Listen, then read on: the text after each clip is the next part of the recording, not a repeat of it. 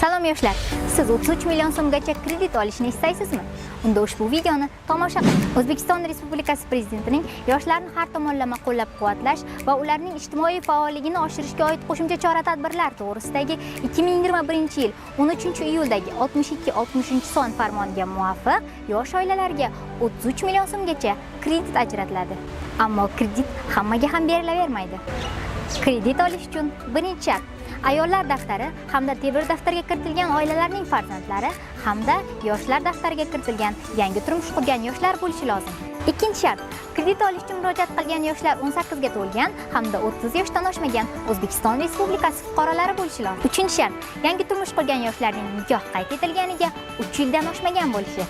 To'rtinchi shart yoshlar kredit bo'yicha hisoblangan foiz va qarzni to'lov jadvaliga muvofiq har oyda to'lash uchun yetarli bo'lgan daromad manbaiga ega bo'lishi lozim.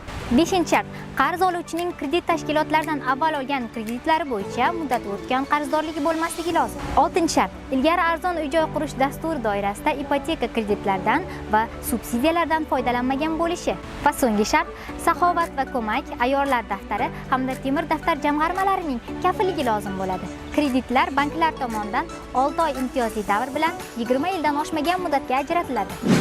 Siz yuqoridagi talablarga javob berasizmi? Yaratilayotgan imkoniyatlar aynan siz uchun. Xayr yoshlar!